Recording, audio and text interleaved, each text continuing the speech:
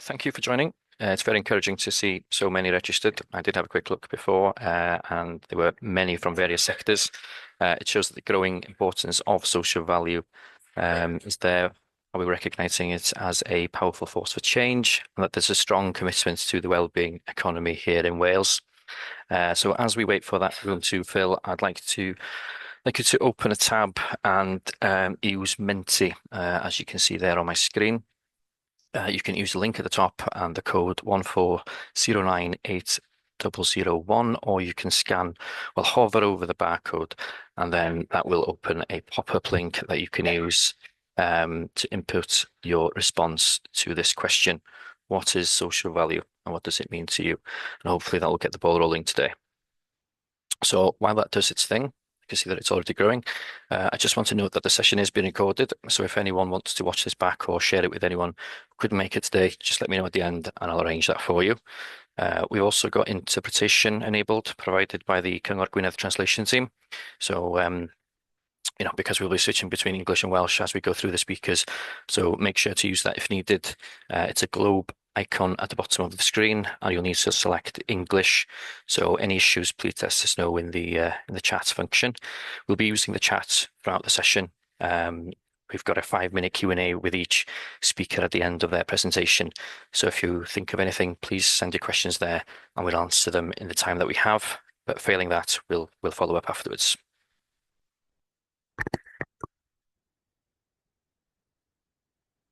Just having a look at the Mentimeter. Great. Some really good input there. Just keep them coming. Really useful for us throughout the session so we can refer back to them. I suppose this would be a good time to introduce myself as well. My name is Daniel. I'm the Regional Impact and Social Value Officer at Ambition North Wales. So my role sits within the procurement team, and I'm responsible for capturing and reporting the impact of the growth deals portfolio and everything else we engage in. Joining us today are 4 guest speakers. They're on screen. So they're from the public, private and third sectors, each providing some really useful advice, best practice and examples of how to successfully embed social value in your work, which you might already be doing. But we'll have those discussions today, hopefully spark some new ideas and collaborative conversations going forward. So I'm hoping everyone gets something out of it, and with your feedback at the end, we'll look to develop more sessions or material if that's what's needed. The important thing for me today is that we keep the conversation going, as I said, and support each other to tackle those common goals related to social value. So you're welcome to reach out with me at the end as well. We'll start with Eleri Lloyd from Mantell Gwynedd, then Ellie Williams from Cwmni Egino, have a 5 or 10-minute coffee break depending on how well we're doing with time, and then we'll move on to Llinos Breisgydl from Adra Housing Association, and then Sarah Jones, the Procurement and Social Value Manager at Ambition North Wales. So thanks for sharing those answers on Menti. You'll be pleased to hear that this is not a drinking game, because I'm sure we'll hear those words plenty of times throughout the session. Now I'll hand you over to Eleri. Diolch yn fawr. Diolch, Daniel. Na i gyflwyno yn y Gymraeg, os di hynny'n iawn, dos di pawb yn iawn efo'r interpretation. A ni jyst aros i gael rhan yn sgrin. Yep. Bear with me. Thank you. Diolch yn fawr. Wel, diolch yn fawr iawn am y gwahoddiad i roi cyflwyniad heddiw yma. Mae'n bleser bod yna efo chi a gret gweld gymaint yn ymuno yn y sgwrs. A wedyn bwriad y cyflwyniad gyda i, really, di dipyn o bethau gwahanol, really, just rhoi rhyw drosolwg o'r gwaith da ni wedi bod yn neud yn barod, yr gwaith da ni wedi bod yn neud y maes. Rhannu chydig o'r profiad, mae'n debyg, ond hefyd gadael chi wybod pa gymorth eich sydd ar gael i chi yng Gogledd Cymru hefyd, a tu hwnt yn y maes yma, yn y maes gwerth cymdeithasol. Siarad chydig bach am diffiniad y werth cymdeithasol, a fel oedden ni'n gweld o'r sgrin y fan o be Daniel wedi wneud ar menti.com. Mae o'n golygu pethau gwahanol i bobl gwahanol, a mae hynny'n iawn, mae hynny'n berffaith iawn, a mae yna ddiffiniadau gwahanol o werth cymdeithasol hefyd, sy'n gallu bod yn ddryslyd yn ei hun. Ond dwi'n meddwl bod ni'n neud, da ni symud ymlaen chydig bach yn y cyfeiriad cywir efo hynny yng Nghymru, dwi'n teimlo lle. Ond ia, dyna di mwriad i o'r cyflwyniad yma. So, jyst yn sydyn iawn o ran pwy ydw i. yn siarad efo chi bore 'ma. So dwi'n gweithio i Mantell Gwynedd, so dyn ni'n gyngor gwirfoddol sirol yng Ngwynedd. Plyw yn yr enw lle. Ond mae'n rhywbeth da ni wedi bod yn wneud a di sefydlu Sosial Cymru. Da ni'n dod fyny, siŵr bod ni'n agosau at y degawd wan, ers da ni wedi bod yn wneud y gwaith yma. Ac i ddechrau, meddwl am prosiectau ni'n hunan yn fewnol i ddweud gwir, meddwl sut da ni'n gallu dangos ac adrodd ar werth cymdeithasol. Ar y pryd, lot o bethau rhaid i ni adrodd, oedden nhw gyd yn dod lawr i rifa, faint o bobl da ni wedi helpu, faint o weithgareddau da ni wedi wneud. Ond dim yn teimlo bod hynna wir yn helpu ni ddangos beth yw'r gwahaniaeth da ni'n wneud ym mywydau bobl. So ddothon ni ar draws y fframwaith werth cymdeithasol. A wedyn ers hynny, mae'r busnes wedi datblygu mewn ffordd, ac bod yn arbenigedd ni'n amlwg efo'r trydydd sector, da ni wedi gweithio ar draws y sectorau hefyd. Ond fel cyngor gwirfoddol, mae yna pethau penodol da ni angen wneud fel cyngor gwirfoddol, a mae helpu y sector efo pethau fel llywodraethu da,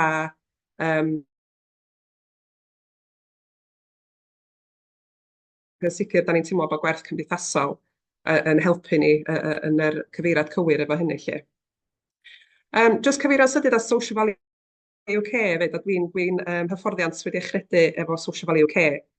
So dwi yn wneud hyfforddiant ar draws Prydain hefyd, a felly bod yn arbenigedd efo'r trydydd sector, dwi wedi bod yn cynnig hyfforddiant ar draws y sectorau drwy y gwaith efo Social Value UK, sydd yn fuan yn mynd i fod yn Institute of Social Value yn newid enw mwyn drysu pawb. Ond da ni hefyd fel mudiad, da ni wedi busoddi dipyn o amser yn edrych ar sut da ni'n mesur pethau'n hunan.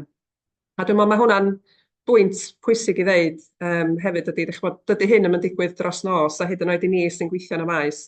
Mae'n rhywbeth sy'n datblygu dros gyfnod o amser. A dwi'n meddwl mae'n reit bwysig bod ni'n adnabod hynna, oherwydd mae'n rhywbeth, be bynnag sector da ni'n dod â, mae'n rhywbeth sydd fedrwn ni gefnogi'n gilydd wrth symud ymlaen, mae'n rhywbeth sy'n mynd i ddigwydd dros gyfnod amser lle. Sorry, jyst neu siŵr bod pawb yn iawn ar y chat. So, o ran diffiniadau o gwerth cymdeithasol, eto mae yna diffiniadau gwahanol, a dwi wedi bod yn adrodd dros y blynyddoedd, does na ddim diffiniad penodol yng Nghymru, ond mae yna mwy o diffiniadau penodol yn dod o'r Llywodraeth Cymru wan. Ac wrth gwrs, i ni yn Nghymru, da ni'n siarad yn iaith llesiant, dydan. Mae llesiant yn rhan mawr o'n fframwaith deddfwriaethol ni yng Nghymru lle. Ond y diffiniad da ni'n ddefnyddio ar fframwaith, a'r diffiniad sy'n cael ei ddefnyddio efo Social Value UK, Social Value International, ydy hyn sydd ar y sgrin efo hyn. Ac bod ni'n siarad am werth cymdeithasol, da ni hefyd yn sôn am bethau amgylcheddol ac economaidd hefyd. Ond da ni fel arfer dal yn dod nôl i'r unigolyn, sydd pa wahaniaeth mae'r hynna'n neud yn mywydau unigolion. A wedyn o ran gwerth, mae gwerth yn rhywbeth, da ni gyd efo gwerthoedd gwahanol, a mae'n rhywbeth eitha unigryw i ni. O sut da ni'n deall beth sy'n bwysig i bobl, a sut bod hwnna'n helpu ni i wneud penderfyniadau gwahanol. A dwi'n meddwl mae werth sôn yma fyd o ran social value a social return on investment. Mae'n siŵr bod rhain chi wedi gwybod am social return on investment. Be dwi'n siarad am heddiw ar fframwaith da ni'n ddefnyddio, yr un peth ydy ond y gwahaniaeth efo social return on investment ydy, da ni'n siarad yn iaith arian lle. So mae yna ffordd i ni gyfathrebu be wahaniaeth da ni'n neud yn mywydau bobl drwy ddefnyddio iaith sy'n gyfarwydd i ni gyd. Mwyn edrych ar beth yw'r return on investment lle. So, mae'n siŵr mae rhain chi wedi dod ar draws dipyn o ryw dŵls gwahanol a bethau ryw fframwaith gwahanol yn barod, lle mae'r newidiadau mae'n gyda danos beth yw'r gwerth ariannol da chi reid. Ond dim rhaid i ni, os di rwy'n ymgyfforddus, mae bosib i ni fynd drwy'r broses heb defnyddio'r iaith o arian hefyd. Ond enghraifft mae'r Alban, enghraifft dwi'n gwybod ddim yn gyfforddus efo defnyddio social return on investment, ond yng Nghymru mae rhywbeth da ni yn gyfforddus efo yng Nghymru lle. Felly dyna di'r diffiniad da ni'n ddefnyddio. Wedyn jyst chydig bach mwy ar... Dwi'n mynd i'r sleid nesaf, dyna ni. Sori, dwi'n eisiau troi hwn mewn i unrhyw bach o edrych fath ar ei wers na'n byd. Ond jyst dwi'n meddwl bod yn bwysig edrych ar beth i rei o'r iaith gwahanol yma da ni'n ddefnyddio. A rei o'r pethau da ni'n gweld ar sgrin cynt hefyd. Un o'r pethau sy'n reit bwysig, dwi'n meddwl, ydy bod ni'n edrych ar yr so what, beth sy'n newid yn mywydau bobl. A wedyn dillianna, ydyn ni'n sôn am pan da ni'n siarad am hynna wedyn. Dwi'n meddwl bod da ni dal wedi symud, mae yna ffordd, da ni wedi dod yn bell, dwi'n meddwl, i symud ymlaen o outputs a siarad mwy am outcomes. Dwi'n meddwl mae yna lot dal o o niferoedd, a mae hynna'n bwysig wrth gwrs, ond be di'r wahaniaeth da ni'n neud yn mywydau bobl, dyna di be da ni'n rhoi ffocws arno fo pan da ni'n gweithio fo mudiadau lle. A fel dwi'n deud, y gwerth wedyn ydy, wel, sut da ni'n deall, beth sy'n bwysig i bobl, sut mae hwnna'n gallu helpu ni i gynllunio a wneud penderfyniadau pan da ni'n deall sut mae bobl yn rhoi gwerth ar yr dulliannau gwahanol yma lle. A wedyn yn ola, jyst y gair effaith ma, impact, a dwi'n meddwl pan da ni'n defnyddio'r gair yma, da ni jyst y cam nesaf mewn ffordd o ran deall, ia, beth sydd wedi newid yn mywydau bobl, ond sut da ni'n deall yr impact ehangach o hynny mewn ffordd. So, da ni yn gofyn cwestiynau pan da ni'n mesur a wneud rhyw asesiad gwerth cymdeithasol. Da ni'n edrych ar beth sydd wedi digwydd beth bynnag, pwy arall sydd wedi helpu yn y broses, math yna beth hefyd. Mae yna derm sy'n cael ei defnyddio mwy aml wwan ar enw impact washing, dwi'n gwybod os di rwy'n wedi dod ar draws hwnna. A dwi'n meddwl mae mudiadau mwy cenedlaethol ar yngwladol mwy eog o hynna. Dwi'n meddwl, ydych chi'n gweld mudiadau mawr yn gwneud datganiad o dyma beth da ni wedi greu i helpu'r blaned, i helpu bobl.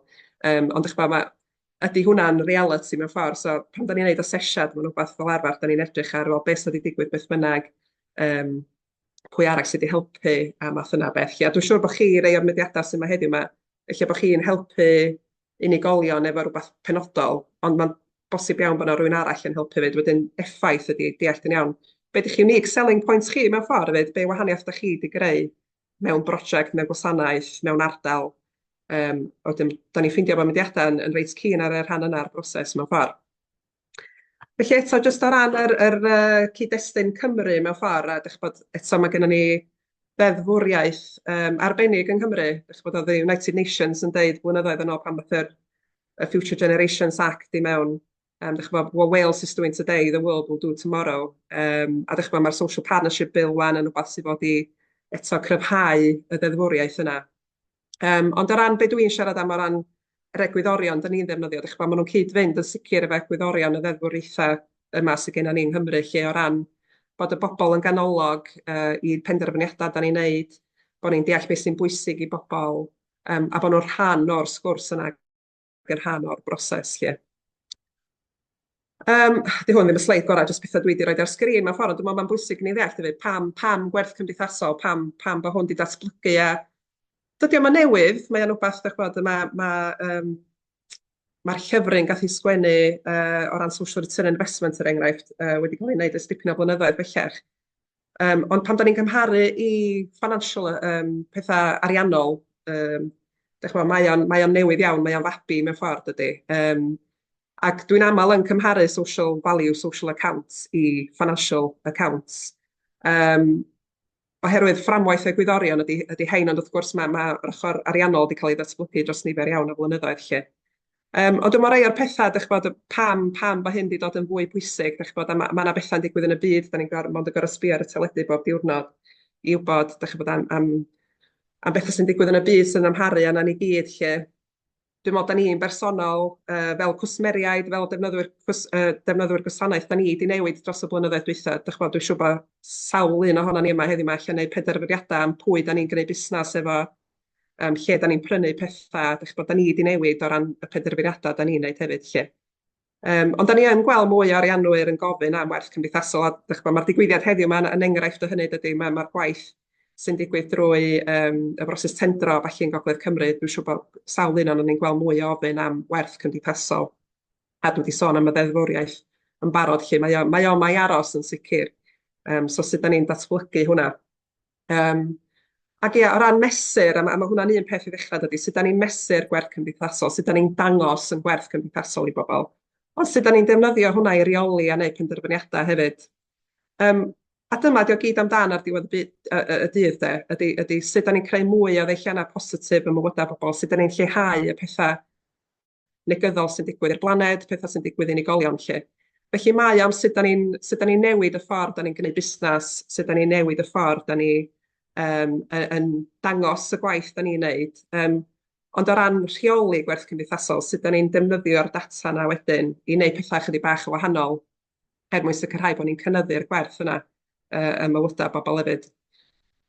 Yng Nghymru, wrth gwrs, mae gennym ni'r 7 nod llesiant, ond yn ryngwladol, mae hein yn dod o hynna, lle mae gennym ni'r 17 Sustainable Development Goals. Ac yma yna darged i gyrraedd rhai o'r targedau gath i osod erbyn 2030 ac y reality ydy dyda ni ddim ar darged i gyrraedd hynna. Ond dwi'n gwybod mae yna safona standards wedi dod allan gen yr UN efo'r Sustainable Development Goals, oherwydd y reality oedd bod bobl yn dechrau mesur yn erbyn y Sustainable Development Goals, ond wir doedd yr newid na ddim yn digwydd. Felly mae yna fwy o ffocws drwy'r gwaith yna wan, a dwi'n gobeithio fydd yna fwy o hyn yng Nghymru fyd, o ran edrych ar, wel, nid jyst sut da ni'n mesur o, ond sut da ni'n dod ar newid yna o fewn diwylliant o fewn busnesau, o ran sut da ni'n neud busnes. A mae o newid mawr, a dydy hyn ddim yn mynd i ddigwydd dros nos yn sicr. Ond eich bod sut da ni'n mesur pethau, sut da ni'n defnyddio'r data yna wedyn i wneud pethau wahanol. Felly mae gennym ni fframwaith o egwyddorion neu Social Value UK, Social Value International, a dyma beth da ni'n defnyddio pan da ni'n mesur gwerth cymdeithasol. Na ddim mynd yn fanwl iawn i mewn i hein heddiw yma, ond da chi'n gallu gweld reit yn y canol o fanna, mae cynnwys bobl yn y broses yn bwysig lle. A dwi'n gwybod mae yna rei na chi yma heddiw yma lle fydd ddim, fydda chi ddim yn rhan ganolog o fesur yn benodol. Ond eich bod eich bod chi'n fudiad sydd angen ymateb i'r dender, bod chi angen dangos eich gwerth cymdeithasol trwy dender lle.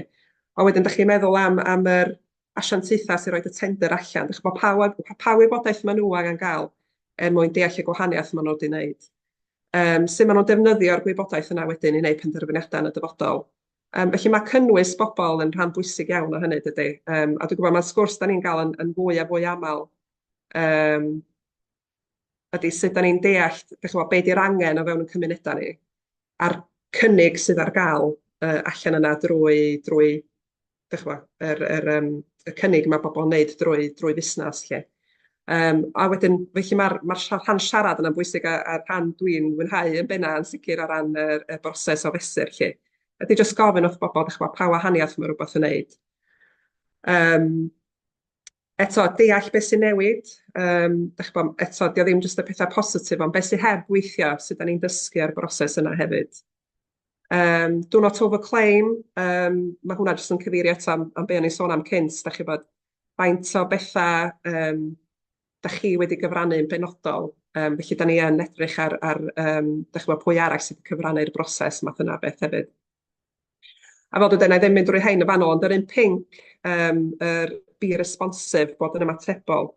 Mae hwn yn un mwy diweddar, wel, dwi'n meddwl bod o wedi cael ei ychwanegu rhyw 2 flynedd yn ôl bellach, ond eto mae hyn jyst yn danos sy'n mae'r maes dal i ddatblygu o hyd, ond dwi'n meddwl mae'r saith arall gyd mwy yn neud efo mesur, ond eto fel o'n i'n deud cynt, mae'n gret mesur a mae angen cael hwnna'n gywir, ond wedyn sut da ni'n ymateb i'r data yna, sut da ni'n defnyddio'r data yna, a bod yn ymatebol i be mae bobl yn ddeitha ni, ydy lle mae'r gwahaniaeth net na os liciwch chi yn mynd i ddigwydd lle. Felly'n debyg iawn i financial accounting, mae financial accounting hefyd wedi seilio ar fframwaith o egwyddorion, ond wrth gwrs mae hwnna'n faes sydd wedi datblygu dros nifer iawn o amser lle. Ond pan da ni'n siarad am social accounting, mae'n cael ei weld fel rhywbeth mwy soft os liciwch chi, bod o'n anoddach i'w brofi math yna beth. Ond ia, un o'r pethau dwi'n dweud yn aml ydy financial accounting o hyd yn berffaith gywir. Ydyn ni'n gorau wneud rhyw fath o professional judgment weithio efo financial accounting, pethau fel displace, pa mor hir mae rhywbeth yn mynd i bara. Os da ni'n gwneud budgets, da ni o hyd yn cweit yn siŵr beth sy'n mynd i ddigwydd. So ia, mae o'n rhywbeth sy'n datblygu yn sicr. Dwi wedi gweld bod Tracy ar y galwad yma, prif swyddog Paneirydd Ewyr Agored, so dwi'n gweithio bod chi'n mynd i bod fi'n defnyddio chi fel case study Tracy, ond da ni wedi gwneud lot o waith efo Paneirydd Ewyr Agored dros y blynyddoedd, a mae'n glod iddyn nhw faint o fuddsoddiad maen nhw wedi wneud i werth cymdeithasol. A mae o fuddsoddiad, da chi'n siarad yn ariannol, ond ar ran amser staff hefyd, mae o'n rhywbeth sydd ddim yn mynd i ddigwydd dros nos, ac da ni'n siarad yn aml am y siwrna gwerth cymdeithasol.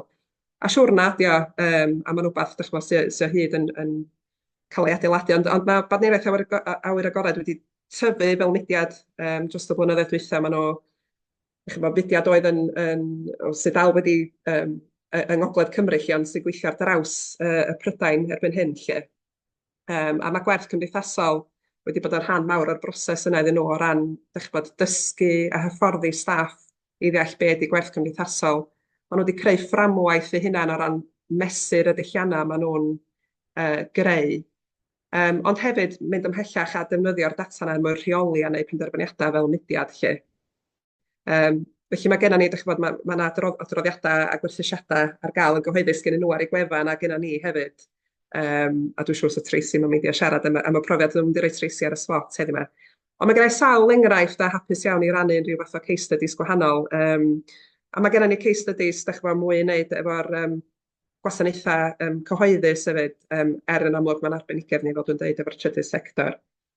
Mae yna un mudiad asiantaeth tai da ni'n gweithio ar y funud, a dwi heb roed i logo yn y fyny, achos da ni'n ganol y prosiect yna, ond yn dilyn proses debyg iawn i be da ni wedi gwneud efo'r badneiraeth awyr agored, mwyn nid yn unig wneud un adroddiad, a dyna ni, ond bod nhw'n embedding dod ar sgiliau yna yn fewnol iddyn nhw fel asiantaeth tai, bod nhw'n gosod fframwaith, a bod nhw'n edrych ar sut maen nhw'n mynd i gadw defnyddio'r gwybodaeth yna yn flynyddol i helpu nhw wneud penderfyniadau. A gwella, edrych i hyd wella'r gwasanaeth, yn seiliedig ar beth sy'n bwysig i'r bobl maen nhw'n gweithio hefo lle. Dwi'n eisiau bod fi'n iawn ar ran amser yn dod dwi'n meddwl bo fi. Felly ar ran y cymorth sydd ar gael, a mae'n llawer iawn mwy na beth dwi'n sôn am y fan hyn, achos mae'r gwaith mae Daniel a'r digwyddiad yma'n enghraifft o hynny heddiw yma lle, a'r gwaith mae'r Bwrdd Uchelgais yn wneud. Ond mae gennym ni rwydwaith Gwerth Cymdeithasol Gogledd Cymru, so da ni'n cyfarfod bob chwarter, mae croeso unrhyw un o bob sector yn muno, cyfarfodydd ar-lein yn benna, mi gathon ni weithiau, gathon ni gynhadledd blwyddyn dwytha, ac oedd ffocws yna'n benodol ar asiantaethau tai. Felly os gennych chi ddiddordeb, mae croeso chi ymuno, a bwriad y rhwydwaith mewn ffordd ydy just rhwydwaith anffurfiol, ond mae gennym ni siaradwyr amrywiol, mae gennym ni fel arfer rhywun yn sôn mwy ar ochr caffael, so y cynghorau lleol, busnesau am sut maen nhw'n dod ar Gwerth Cymdeithasol mewn i'w proses tendro math yna beth lle. A fel arfer mae gennym ni fudiad hefyd yn siarad am y gwahaniaeth mod i wneud iddyn nhw ar lefel personol lle. Felly os gennych chi ddiddordeb, mae croeso chi ymuno efo ni, bod dwi'n dweud bob chwarter ar-lein. Dwi hefyd yn isgadeirydd ar y fforwm Gwerth Cymdeithasol. Ydy hwn ddim yn agored ar y cyfryw. Mae hwn yn fforwm sydd yn eistedd dan yr ddeddf gwasanaethau cymdeithasol a llesiant. Felly mae gennych chi awdurdodau lleol, Betsy, Cadwaladr, asiantaethau tai o ran ohono fo wan, a wedyn cynghorau gwirfoddol sirol yn cynrychioli'r trydydd sector lle. Ond eto mae hwn eto'n edrych mwy benodol, mae yna bethau mwy statudol yn rhan o'r fforwm yma o ran edrych ar sut mae Gwerth Cymdeithasol yn dod mewn i broses caffael. Ond mae yna gyswllt rhwng y ddau o ran da ni yn adrodd yn ôl i'r rhwydwaith a beth sy'n digwydd ar y lefel y fforwm, a da ni'n neud pethau ar y cyd, a mae yna berthynas agos rhwng y ddau. Ond os da chi eisiau mwy o wybodaeth ar unrhyw un o hein, mae groeso i chi gysylltu. O ran cymorth ychwanegol fyd, da ni, fel nes i ddeud, yn gyngor gwirfoddol sirol, a os da chi fudiad yng Ngwynedd yn enwedig, mae croeso i chi gysylltu efo ni am chydig bach o arweiniad ar werth gymdeithasol. Ond os da chi ddim yng Ngwynedd, cofiwch am eich cynghorau gwirfoddol sirol yn eich ardal chi fyd. Mae nhw'n le da i chi gychwyn y sgwrs yn sicr o ran effaith a gwerth cymdeithasol. Ond ia, da ni yn cynnig dipyn o wasanaethau gwahanol, fel dwi'n dweud, a dwi'n siŵr o'n i rannu chydig adnoddau fach wedyn am eich gael gweld chydig o'r gwaith gwahanol da ni wedi wneud. Ond ia, da ni'n cynnig hyfforddiant, dwi wedi sôn am y rhwydwaith am hwnna'n rhan ag am ddim wrth gwrs i chi gael ymuno. Mae rei dipyn mwy o fudiadau, dwi'n meddwl, yn ddiweddar, bod na hyd le i gael gwerthusiadau llawn, ond dwi'n meddwl mae lot mwy o fudiadau wan eisiau cymorth, hyfforddiant a mentora, ac i fi mae hwnna'n allweddol bwysig achos mae yna waddol o fanna does, mae'r sgiliau yna'n cael ei fewnbynnu a fewnfudiadau lle yn hytrach na rhywbeth sy'n cael ei wneud unwaith a wedyn bod rhywun yn anghofio amdano falle. Ond ia, unrhyw gwestiwn mae croeso i chi gysylltu. Dwi wedi gwneud y rhyfeddol o dda ar ran amser, dwi ddim yn cryfder i fel arfer, ond diolch yn fawr iawn i chi am wrando. Yn anffodus, dwi'n methu aros am y cyfarfod i gyd, ond dyna'n e-bost i a dwi'n hapus iawn i gymryd cwestiynau rwan hefyd. Ideal. Diolch yn fawr iawn chdi Dan. Bydda i yn cyflwyno yn y Gymraeg hefyd, felly, os oes angen cyfieithu, switcho fo mlaen rwan. Um, Dwi'n gobeithio yn ystod y cyflwyniad yma bod fi ddim yn mynd i ailadrodd lot o beddedodd leri. Yn sicr, mae yna rhai o'r olfenna fyddai'n cyffwrdd arnyn nhw. Ond fwy o safbwynt cwmni egino, sut da ni wedi mynd i'r afal ar rhai o'r themau yma mae leri wedi cyffwrdd arnyn nhw. So i ddechrau, diolch yn fawr iawn i Uchelgais Gogledd Cymru ac am y gwahoddiad i ddod yma. Swn i yn sicr wedi gallu gwneud efo'r math yma o webinar rhyw 2 flynedd yn ôl pan ges i'r lymbro efo'r dasg o roi cynllun gwerth cymdeithasol at ei gilydd ar gyfer cwmni egino. Fel tîm bychan, does gennym ni adnodd penodol, sgennym ni arbenigwr o fewn y tîm, ac felly mi benderfynwyd bod o'n ffitio mewn i'n rôl i fel pennaeth ymgysylltu a chyfathrebu. Dwi'n meddwl bod gwerth cymdeithasol yn faes mae lot o'n ni'n stryglo fo fo. Chael hi'n anodd navigatio yr holl ddiffiniadau a'r holl terminoleg sydd ynghlwm efo ac ati. A da ni wedi bod yn dipyn o siwrna dros y 2 flynedd dwytha yn trio gwneud rhyw fath o synwyr ohono fo, a gweld sut mae'n berthnasol i'n gwaith ni. So ni trio cyfleu hynny'n fras. Yn amlwg, di beth sydd wedi gweithio ni a beth sydd yn gweithio ni ddim anghenraid yn mynd i fod yn berthnasol i bobl eraill, ond y gobaith di bod yn approach ni o bosib yn ysbrydoli chydig o syniadau gen bobl eraill. So cyn i mi gychwyn ar y sleids go iawn, jyst tynnu'ch sylw chi at yr darluniadau bach mae sgynnon ni yn y cyflwyniad. Ddaru ni gomisiynu darlunydd o'r exam Rhif Moxon i greu hein i ni. So da ni'n gweld hi'n bwysig i drio dod â gwerth cymdeithasol yn fyw, achos bod yn aml yn rhywbeth sy'n haniaethol sy'n cael ei siarad yng nghyd-destun terma a textbooks ac ati, felly gobeithio nhw'ch werthfawrogi bod yr darluniau yma gobeithio yn rhoi rhywfaint o liw a dod â nhw chydig bach yn fyw. So i ddechrau, neu roi chydig o gefndir cwmni egino i chi. Da ni'n gwmni sydd wedi cael yn sefydlu gen Lywodraeth Cymru mwyn edrych ar y buddion a'r potensial ar gyfer twf economaidd gymdeithasol yn deillio o ddatblygiad niwclear. Ac felly i ddechrau yn tasg ni, sbio ar y potensial ar gyfer datblygiad mawr niwclear newydd yn Nhrawsfynydd. Ac yn fwy diweddar, da ni wedi symud i sbio ar sut fysa unrhyw fuddsoddiad niwclear o fewn rhanbarth Gogledd Cymru yn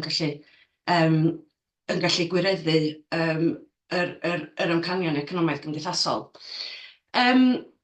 Fel welwch chi fama, mae gennym ni'n pwrpas ancenhadaeth. Dwi wedi cwtio heini achos dwi'n meddwl bod o'n dangos yn eitha clir sut mae gwerth cymdeithasol yn hollol greiddiol i'n pwrpas ni a pam gafon ni'n sefydlu.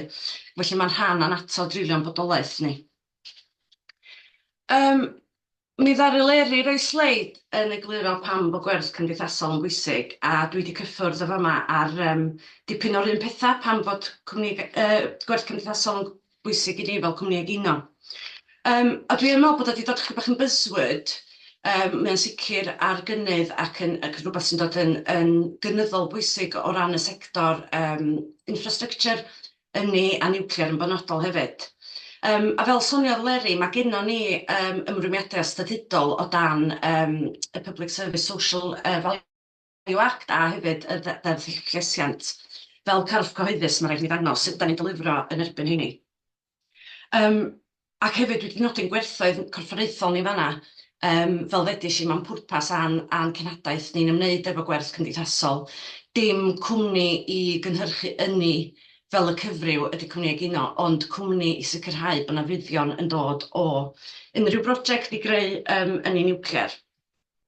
Felly dydy gwerth cymdeithasol fod yn rhywbeth mae rhaid i ni wneud. Dydy o ddim jyst yn rhywbeth mae rhaid i ni wneud. Mae rhywbeth da ni'n credu yn efo, mae rhywbeth da ni'n angerddol amdano fo. A mae o'r rheswm rili pam bod ni'n bodoli fel ddedais i.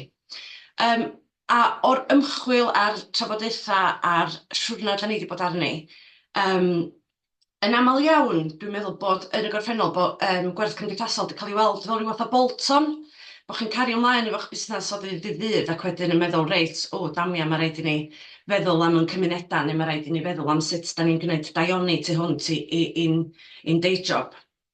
Ond da ni'n trio troi hyn ben i weired ac yn dod ar ystyriaethau yma reit i ganol yn gweithredoedd a bob dim da ni'n neud. a bod o'n cael ei embedio yn y cwmni o'r man cychwyn. A fel cwmni sy'n gymharol ifanc, da ni reit lwcus bod ni'n gallu gwneud hyn reit ar gychwyn yn siwrna. Dwi'n meddwl bod yn anoddach dod â'r ystyriaethau yma i fewn pan mae diwylliant wedi cael ei sefydlu o fewn sefydliad, a'r diwylliant hwnnw ddim ond hynrhaid yn ista'n gyfforddus efo egwyddorion gwerth cymdeithasol.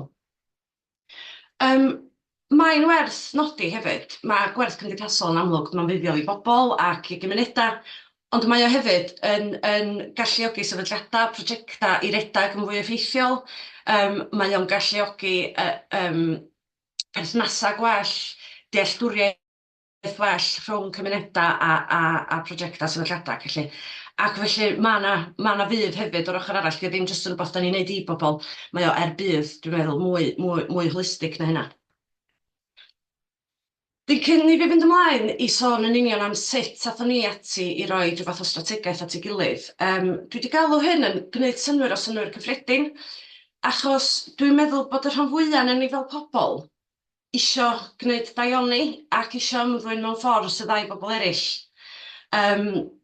A dwi'n meddwl yn aml iawn hefyd, mae cwmnïau llai ac elusennau, dwi'n meddwl yn byw ac yn delifrio gwerth cymdeithasol heb bod nhw hyd yn oed yn sylweddoli bod nhw'n neud o. So maen nhw jyst yn gweithredu mewn ffyrdd sydd yn ystyrol ac yn gyfrifol. A da ni fel pobl, da ni'n mynd eistedd lawr bob bore yn meddwl, reit, sut dwi'n mynd i fod yn fuddiol ac yn ddaionnus heddiw. Mae o jyst yn rhywbeth sy'n dod yn naturiol i ni. Felly mae trio rhoi strwythur a fframwaith i rhywbeth sydd yn eitha haniaethol ac yn eitha gorfyrchol o'n profiad ni yn anodd. Ond mae yna ddigon o enghreifftiau, dim bod fi eisiau blacklistio neb, ond mae yna ddigon o enghreifftiau lle dydy sefydliadau neu brosiectau ddim wedi cael ei delifro mewn ffordd sydd yn fanteisiol neu'n fuddiol i gymunedau. A dwi'n meddwl bod rhaid cymryd y gwersi yna a sylweddoli bod ni angen gwneud hyn mor conscious ac fedrwn ni. Fel ddedais i, dwi'n mynd arbenigwr o gwbl, ond gobeithio ni y sleids nesaf yma jyst rhoi rhyw fath o drosolwg os ydym ni wedi mynd o'i chwmpas i. Dwi wedi dweud rhyw 6 o gama, ond fel ddaru Eleri gyfeiriad sydd fo gyna, dydy ddim yn broses liniar.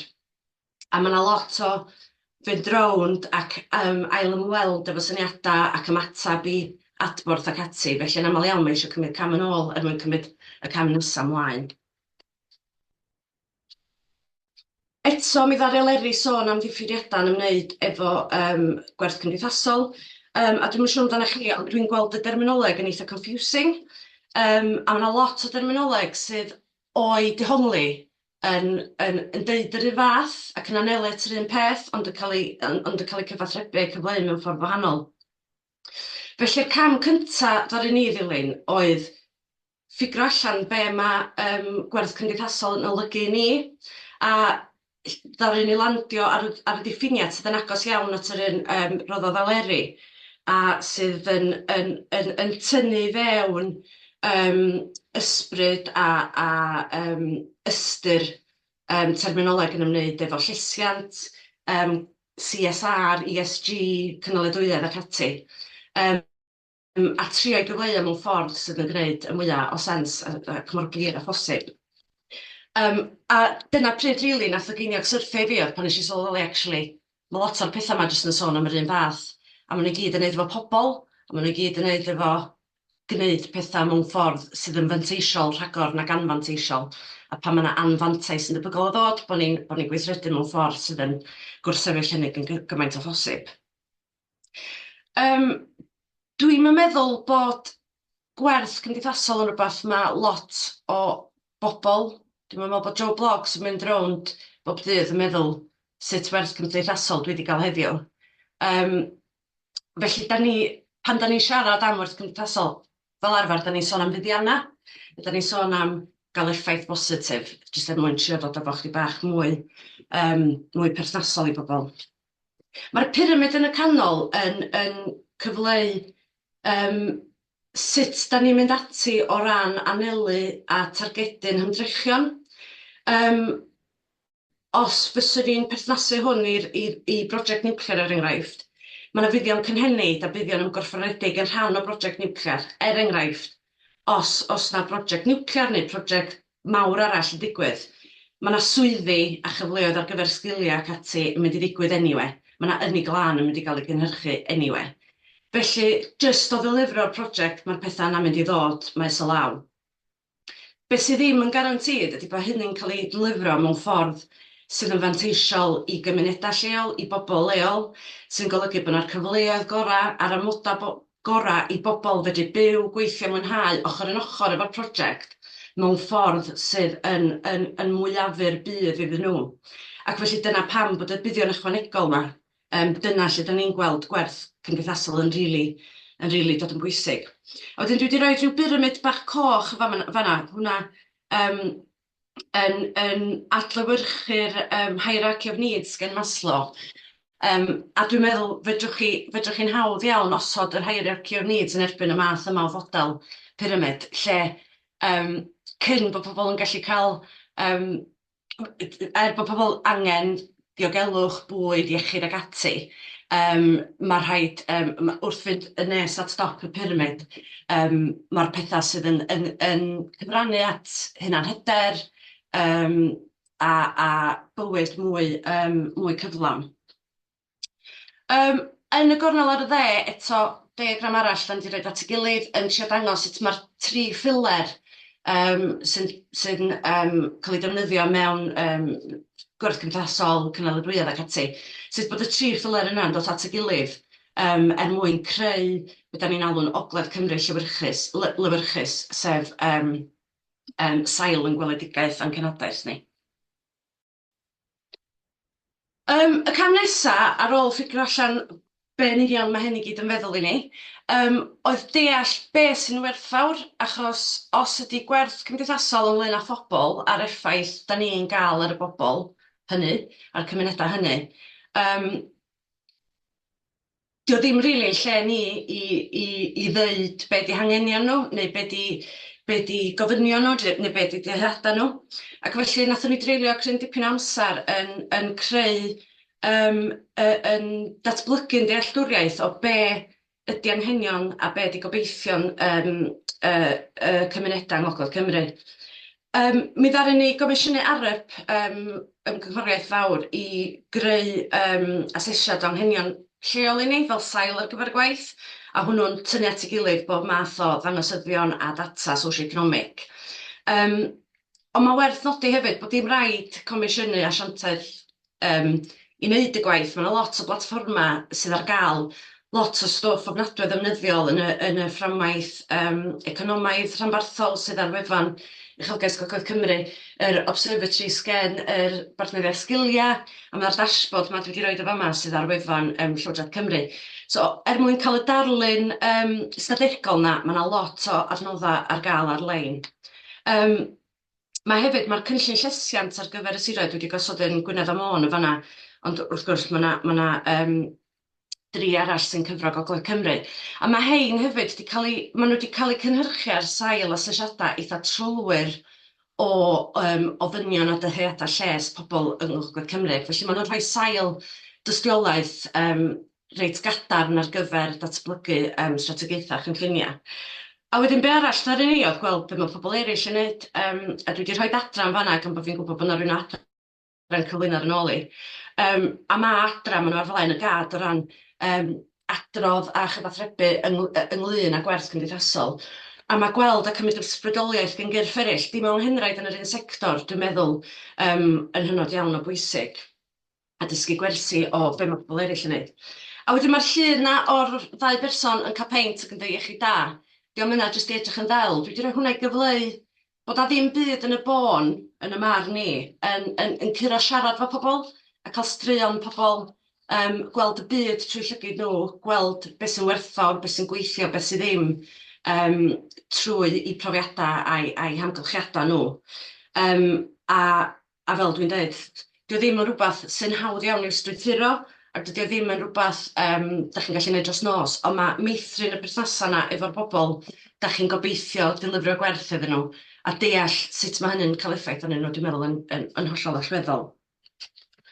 Y peth nesaf, sori bod yna lot o destun ar y sleid yma, ond peth nesaf ddaru ni oedd gosod gweledigaeth, a o'r holl waith asesu anghenion, Ac yn fwy na hynny trwy'r holl waith ymgysylltu da ni wedi wneud.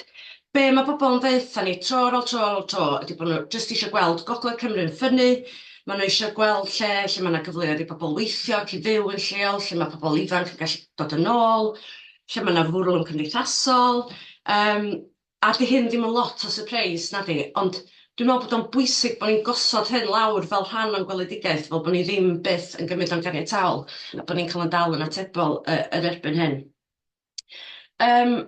Da ni di llunio gweledigaeth ar sail y 3 ffiler, achos oedden ni'n gweld bod hynny yn gweithio i ni, ac o dan y 3 ffiler ac o dan y 2 gweledigaeth, mae gennym ni hefyd yn link efo'r targets, outcomes and measures, dwi'n meddwl, TOMs ar gyfer Cymru, sy'n lincio i'r deddf llesiant. Mae gennym ni hefyd, mae gennym ni allbynna neu dilliannau, da ni di hadnabod fel bod yn mesura i weld yn yr hir dymor bod elfenna ar y weledigaeth yma yn cael ei delifro. A dwi'n meddwl beth sy'n gobeithio yn galonogol ydy, does ddim o hyn yn rocket science, a dwi'n meddwl weithiau da ni'n gallu cymhlethu Gwerth Cymdeithasol i'r pwynt bod ni'n drysu'n hynna'n, a weithiau mae jyst o back to basics a sbio ar yr hanfodion yma, dwi'n meddwl eich yn gallu helpu jyst cadw ni ar y trywydd cywir. Jyst gyda fi symud ymlaen, beth sy'n bwysig hefyd, pan mae pobl yn sôn am sut maen nhw eisiau Gogledd Cymru fod yn y dyfodol, a hynny mewn perthynas efo potensial prosiectau niwclear ac ati. Maen nhw'n sôn am swyddi, ond dim y swyddi ydy'r peth bwysig iddyn nhw. Mae'r swyddi a'r prentisiaethau'r sgiliau fwy o gerbyd i ddilifro yn erbyn gweledigaeth ehangach, a dwi'n meddwl bod hynny yn rhywbeth i'w ystyried hefyd bod ni ddim jyst yn eistedd nôl yn meddwl bod ni wedi creu swydd ac felly mae pawb yn hapus. Cynllunio wedyn ar sail o weledigaeth yna, meddwl yn iawn.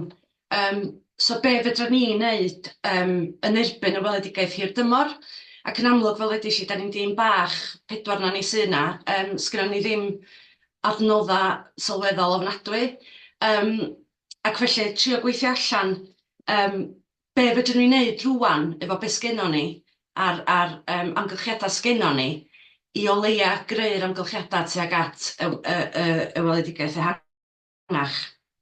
Ac felly, dwi'n meddwl bod yna ddrwg mewn gosod gweledigaeth da chi ddim yn gallu chyflawni ar unwaith neu yn gyflawn, a dwi'n meddwl bod cydweithio be bynnag di'ch gweledigaeth chi'n hollol hanfodol.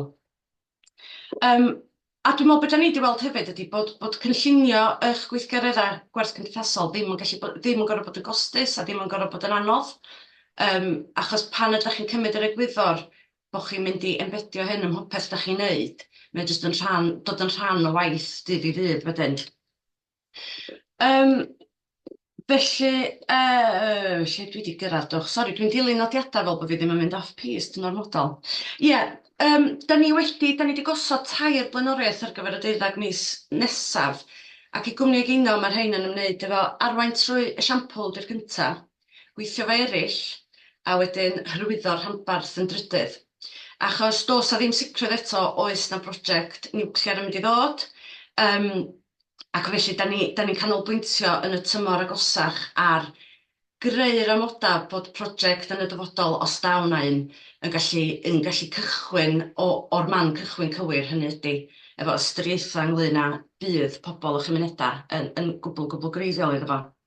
A wedyn, da ni wedi gosod rhyw 4 cwestiwn i'n hynna'n, ac felly pan da ni'n cynllunio yn rhaglenni gwaith, pan da ni'n gwneud penderfyniadau ac ati, da ni'n ystyried y cwestiynau yma, ac mae atab y cwestiynau yma yn helpu ni lincio'n gweithgareddau efo'n gweledigaeth a'n amcanion a'n cenhadaeth. Ac wedyn, yn ôl pob un blaenoriaeth hefyd, da ni wedi mapio ymrwymiadau a cynllun gweithredu ar gyfer pob un. O ran delifro yn erbyn y cynllun, wrth gwrs mae gennym ni brosiectau sy'n ffitio chydig bach haws i'r bocs Gwerth Cymdeithasol, pethau fel, mae gennym ni brosiect, da ni'n neud efo ysgolion i addysgu ynglyn â yn ei carbon isel, a niwclear yn rhan o hynny ac ati, a da ni'n gwneud hynna fo ymsbar Cyngor Gwynedd. A mae'n chydig bach mwy amlwg o fanna sut mae Gwerth Cymdeithasol yn cael ei ddilifro.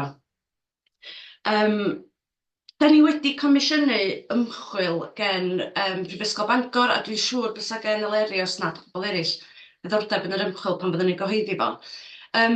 A be mae'r ymchwil yna'n neud ydy edrych ar enghreifftiau ar draws y byd o prosiectau infrastructure a sut maen nhw wedi neu heb ddilifro gwerth cymdeithasol. A beth sy'n dod i'r wyneb yn hollol amlwg y fanna ydy bod llwyddiant neu fel arall yn dibynnu i raddau helaeth iawn ar i ba raddau mae prosiectau'n ymgysylltu. Ac felly mae'r ymgysylltiad yna a dod â pobl efo ni ar y siwrna yn hollol greiddiol. A mae hynny hefyd yn pwyntio tuag at bod sut da ni'n gwneud pethau a beth yw'n ffyrdd ni o weithio rydd mor bwysig os nad bwysicach na be'n union da ni'n neud. Ac eto dwi'n meddwl bod hwnna'n rhywbeth weithiau da ni'n gallu anghofio. A dyna pam dwi wedi nodi fama rhai o'r agweddau ar yn cwmni ni lle da ni wedi ystyried sut da ni'n plethu gwerth cymdeithasol yn greiddiol trwy bob dim da ni'n neud.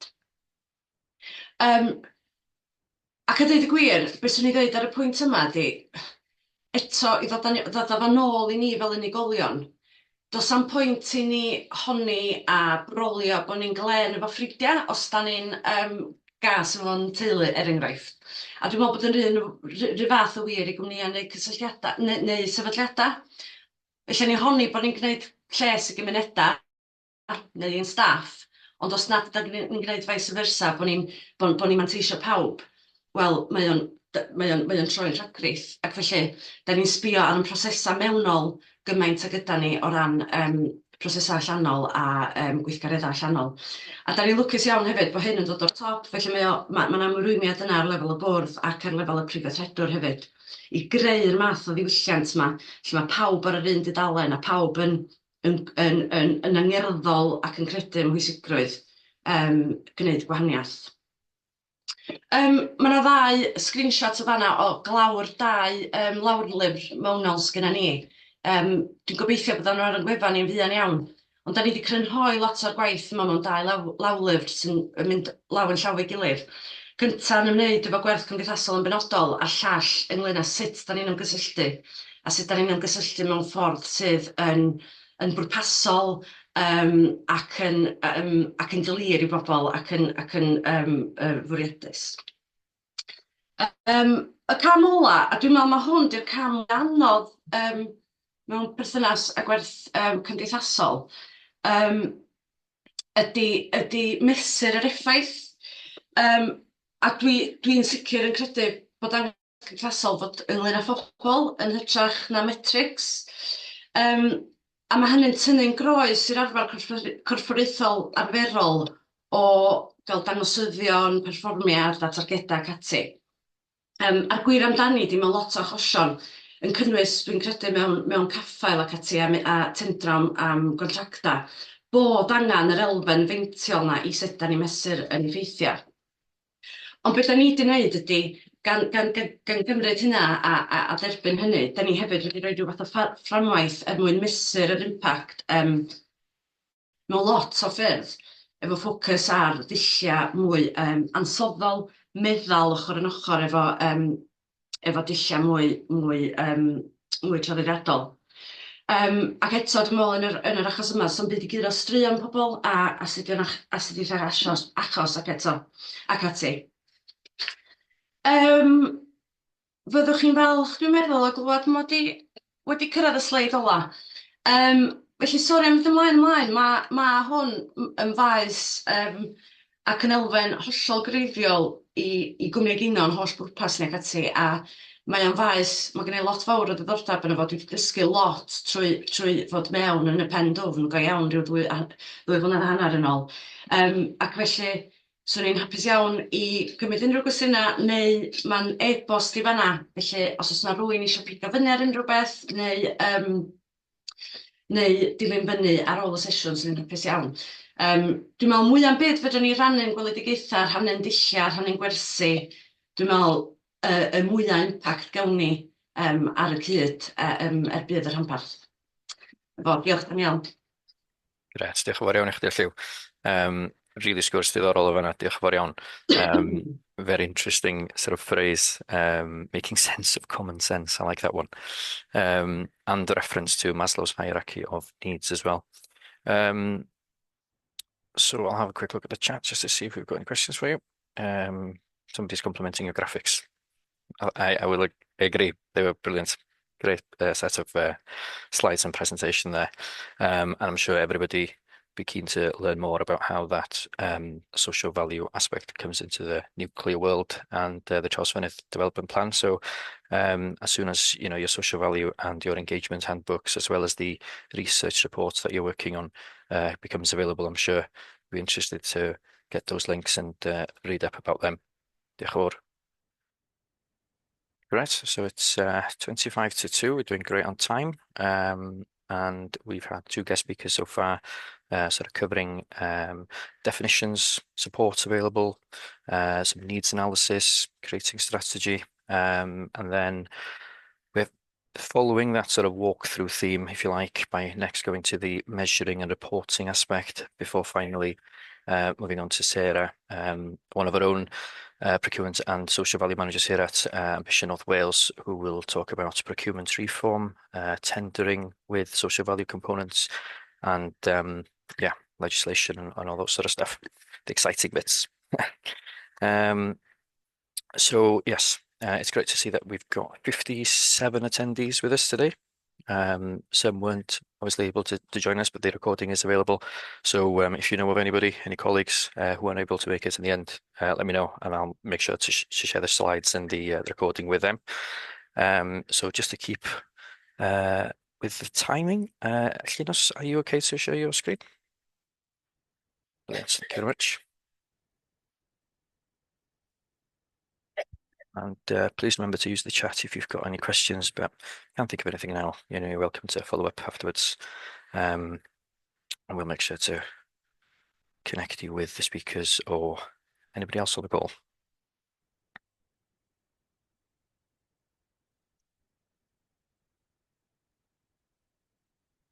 Right, I can see your slides, yeah. Iawn. Gret, diolch yn fawr, Llinws. Byddai hefyd yn neud hwn yn Gymraeg, felly os ydy'r translation yn barod. Diolch Daniel am wadd fi yma heddiw i siarad efo chi. Mae'n braf iawn gweld pethau fel hyn yn digwydd.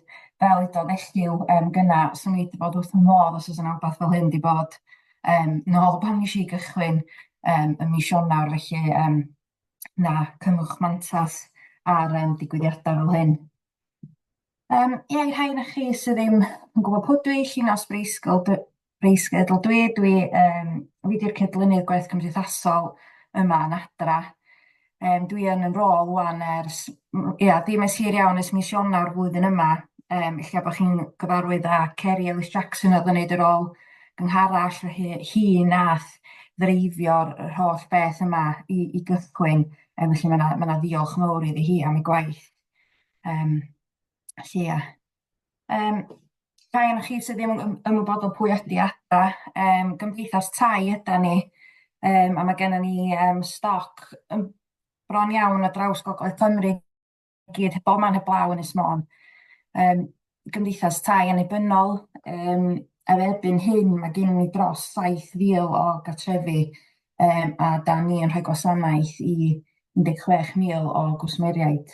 Ella bod rhan dipyn ohonoch chi ella dal yn cofio ni fel CCG, be digwyddodd oedd gafon ni stoc transfer gan y cyngor nôl yn 2010, a nathon ni ribrandio fel adra, fel mae pob yn abod ni wan, nôl yn 2019. Mae Gwerth Cymdeithasol yn rhywbeth sydd wedi bod yn lot cyn i fi gychwyn, ac mae'n rhywbeth mae adra wedi bod yn neud yn naturiol i gwaith bara menyn nhw, rhoi pethau nôl i fewn i'r gymuned. Ond ella be nath godi sylw o dechrau'r siwrna oedd nôl yn 2015 pam nath WHQS, Welsh Housing Quality Standard, ddigwydd, o'r rhain i ddod o'n stoc i fyny i safon nôl adeg yna. Nathon ni ofyn i Peiseg greu adroddiad iddyn ni ar hyn oedden ni wedi gyflawni yn y cyfnod yna, felly o 2015 i 2021. Felly nathon ni ofyn yn edrych ar yr effaith o gyn ni a nathon nhw llunio adroddiad.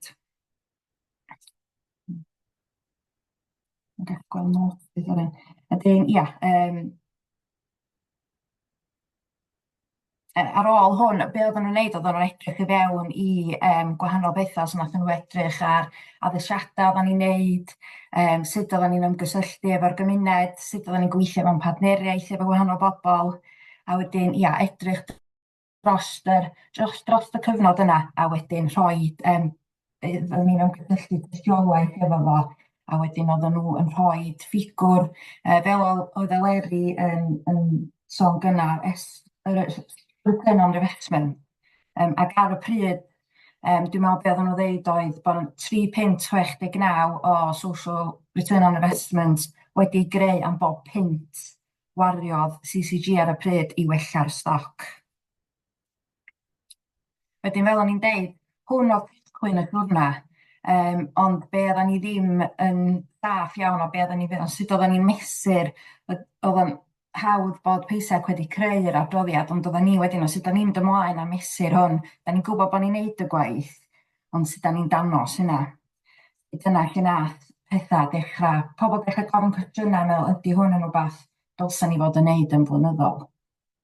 Be nathon ni wedyn, ond mynd nôl allan i tender a gweld os fysa na rywun yna allan yna fysa'n gallu edrych i fewn i'r peth iddyn ni, a dyna lle nathon ni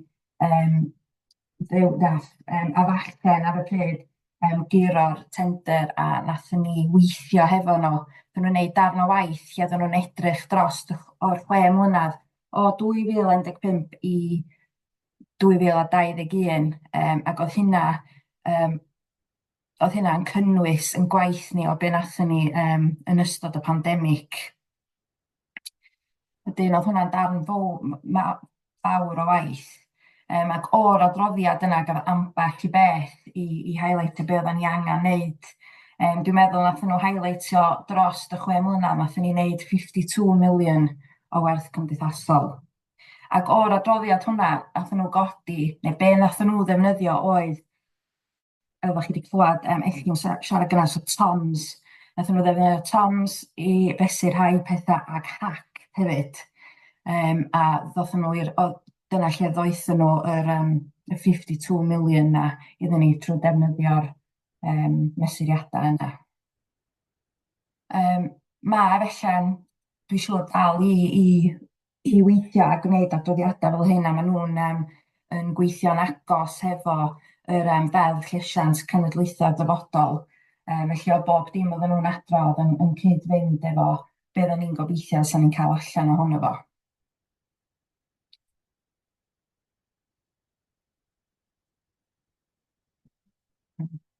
Fel o'n i'n deud, hack a TOMs nath o falle'n bigo fyny, felly nathon ni wedyn mynd yn ymlaena a meddwl, reit, sut fedra ni wan symud ymlaen, ac oedden ni mewn ffordd oedden ni isio stopio bod ni'n talu cyn gymaint i bobl wneud yr adroddiad yma, ac oedden ni isio wneud rhywbeth yn fewnol, a dyma lle ddoth pethau fewn full speed really, ac nathon ni ddechrau llunio ar yr adroddiad blynyddol. Be oedd yn bwysig iddyn ni, pan oedden ni'n edrych ar y system, be oedden ni'n mynd i ddefnyddio i fesur a sut oedden ni'n mynd i adrodd ar yr pethau yma oedden ni angen rhywbeth oedden ni'n gallu defnyddio y ddau fesuriadau, hack a TOMs. Mae yna lwyth o systemau social value measurements, mae yna lwyth yn ymwneud chi impact, dwi'n meddwl bod hwnna'n un reit poblogaidd, mae lot yn defnyddio. Mae hack di hunain hefo system mesur y hunain, ond be nathon ni penderfynio oedd mynd efo Thrive. Mae hwn yn system wan, da ni'n bellach yn defnyddio ers, dwi'n meddwl bod ni'n mynd i fewn i'n 4 mlynedd o ddefnyddio fo, a mae o'n gweithio'n gret iddyn ni. Wel, da ni'n gallu defnyddio indicators hacked a indicators toms. I hynna chi sy'n heb di clywed amdan hacked, mesuriadau ydyn nhw ar gyfer social housing, a maen nhw'n fwy seiliedig ar y pethau lles, iechyd a lles, a wedyn da ni'n defnyddio lot yn nhw ar yr ochr customers and communities ni o fewn adra. So heina sydd yn delio hefo pobl o ddydd i ddydd, tenant facing fel sa'n ni'n dweud. Felly da ni'n mesur lot o bethau, antisocial behaviour, dwi'n meddwl un o'r pethau da ni'n mesur ydy faint o cases da ni yn resolfio o fewn bob mis. Da ni'n edrych ar digartrefedd, faint o dai da ni'n rhoi i bobl sydd yn digartra. A wedyn da ni'n edrych ar mental health referrals, o faint o bobl da ni'n referio at ein partneriaethau iechyd meddwl mewn ffordd, a wedyn da ni'n hefyd hefo citizens advice hefyd ag bobl i glirio debt. So da ni'n mesur lot o bethau gwahanol.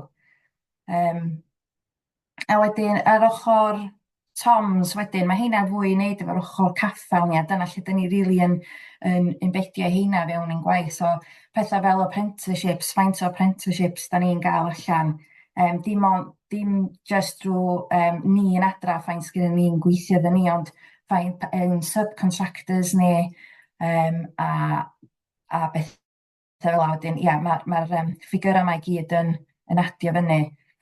Ond ia, fel dwi'n dweud, mae'r ochr toms, da ni'n defnyddio nhw fwy i'r ochr caffael. Mae hwnna'n dod i'r adroddiad ni. Gafodd adroddiad gyntaf ni i gyhoeddi nôl yn 2023 yn Steddfod Penllyn, a gafodd o'r ymateb bositif iawn. Fel da ni'n bach yn nerfus yn cyhoeddi fo. Fel yn dweud, dwi'n meddwl da ni'n dipyn bach o geffyl blaen, a da ni dal yn dim llawer o bobl sydd yn adrodd mewn adroddiad ar ben ei hun fel hyn. Felly oedd o'n jump mawr iddyn ni i wneud o. Ond na, positif iawn oedd yr feedback gafon ni. A felly athon ni ymlaen wedyn bod ni yn teimlo bwysicrwydd bod ni yn adrodd ar hyn bob blwyddyn. Felly mae'r adroddiad blwyddyn yma, 23-24, newydd ddod allan ym mis Awst. A mae o wedi cael cymholaeth gan Llywodraeth Cymru gyda sawl un yn defnyddio fel esiampl. A fel ydodd Daniel gyna, yn ddiweddar mis dwytha, nathon ni giro gwobr gan y Social Value Portal. Gafon ni most commended yn accountability and reporting, so am ein adroddiad ni. A wedyn nathon ni giro'r wobr leadership, private sector leadership. Felly oedd hwnna'n bleser mawr i ni gallu i dderbyn o'n bod mae wedi bod yn siwrna, mae wedi bod yn waith. A dwi'n meddwl, mae'n rhywbeth nawn ni, o hyd, dwi ddim yn gwybod os dwi'n neud y pethau iawn, ond fel yn dweud, da ni bach o geffyl blaen, so da ni'n efo bob tro bobl i bwngsio'n off o beth da chi'n neud efo hwn, neu beth da chi'n neud efo hwn. A mae pobl fatha Leri Lloyd, Mantell Gwynedd yn gret, ac faint o weithiau dwi'n codi ffôn a dweud, beth sa chdi'n neud efo hwn, ti'n meddwl bod ni'n neud hyn yn iawn. Felly, ia, please, cymwch mantais o bobl fatha Leri, mae'n gret, a mi wedi bod yn gefn mawr i ni fel busnes. Felly, ia, i ni want yn mynd ymlaen fel busnes. Rheswm oedden ni hefyd yn neud yr adroddiad oedd bod ni hefyd yn defnyddio'r data yna i wneud penderfyniadau. A mae o wedi bod yn wbath sydd wedi helpu ni yn ddiweddar, i fod yn onest. Dwi'n gwybod os da chi wedi clywed, ond da ni yn neud sesiynau nhw tendra. Mae'n rhywbeth da ni wedi ffeindio sydd wedi bod yn gweithygu dros y blynyddoedd ydy bod ni'n cael llawer o contractors yn trio amdan ein gwaith ni. Mae'r tenders sydd yn y pobl yn gyrru mewn i'r pam da ni'n bod gynnon ni sgîm allan yna. Mae'r cwmnïau bach ma'n stryglo a dydyn nhw ddim yn gallu ymdopi hefo'r gwaith. Felly, da ni wedi creu sesiynau tendra lle da ni'n cynnig i gwmnïau bach lleol i ddod i fewn a gwneud, da ni'n helpu nhw gyda pethau fel Sell to Wales.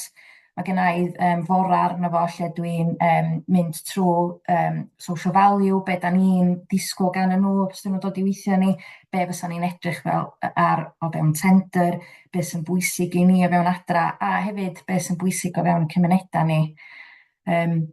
Felly mae hwnna'n rhywbeth heb byddwn ni fod yn gwneud social value, dwi'n meddwl fysa ni wedi dod o draws hynna. Rhywbeth sy'n ongoing gen ni ydi gweithio yn fewnol. Mae'n rhywbeth chi gyd, mae'n siŵr da chi wedi dod o draws o pan da chi'n gweithio efo social value.